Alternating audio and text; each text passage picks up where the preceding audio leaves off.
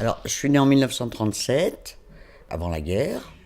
J'habitais, elle n'existe plus, où il y a le Forum des Halles, la rue Brantôme, entre la rue Beaubourg et la rue Saint-Martin. Elle n'existe plus, la rue. Il y a encore le nom, je crois, mais c'était la plus vieille rue de Paris. Elle datait de Catherine de Médicis ou un truc comme ça. Une voiture ne rentrait pas. On avait une gardienne extraordinaire, parce qu'elle était là depuis toujours, vous savez, avec les larges robes noires. En 42, on était cachés dans l'appartement. Et il y avait des gendarmes qui sont arrivés, qui lui ont dit on vient voir la famille Choulevi. Ah, elle dit vous avez pas de chance, ils sont partis à la campagne. Du coup, ils sont pas. Elle a dit si vous voulez, je peux vous faire monter, mais ça sert à rien. Ils sont partis. Sur Paris, on a été un peu sauvés grâce à elle.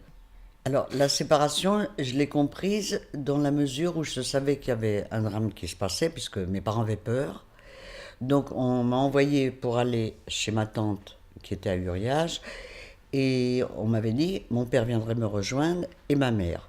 Et j'avais deux cousins, un de 15 ans, que j'adorais, puis mon autre cousin, donc j'allais pas chez les étrangers. Et là-bas, donc je suis allé à l'école, j'avais des petites amies, donc des petites juives aussi, qui étaient là-bas, cachées. Et après, mon père a voulu venir me rejoindre début 43, il a été pris dans le train, et ma mère est venue en 43 me rejoindre, elle n'a pas été prise, voilà. Et donc on a passé toute la guerre à Uriage, dont une partie cachée chez des gens aux abrets à 100 km d'Uriage. La seule chose qui m'avait fait peur, c'est quand j'étais chez ces gens, ma mère est venue me voir. Et ma mère parlait le yiddish, c'est-à-dire le patois qu'on parlait, elle parlait mal le français. Et je la comprenais plus. Tout d'un coup, j'avais, en 6 mois de temps, je l'avais oublié. Et j'ai pleuré, j'ai cru que je ne comprendrais plus jamais ma mère.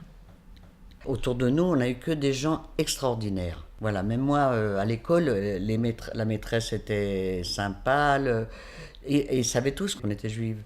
Mais tout le monde a été extraordinaire. Tout le monde. J'ai pas le souvenir, même les fermiers qui nous cachaient. Fallait le faire, elles nous louaient ou elles nous prêtaient, je sais pas, un studio. Jamais un mot, jamais rien. Bon, ma mère, elle lui faisait, quand elle pouvait lui coudre un truc, elle lui faisait. Chacun aidait chacun, voilà. Il y a des lettres et des photos. J'ai la photo de classe.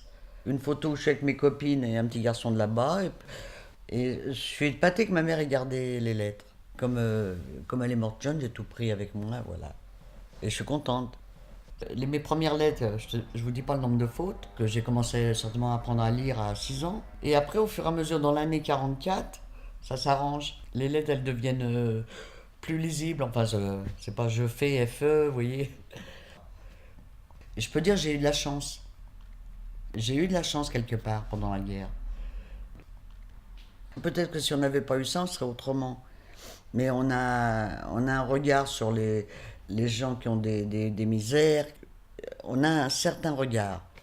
Et c'est normal, on aime notre prochain quand il est bon. On a moins d'égoïsme, je pense.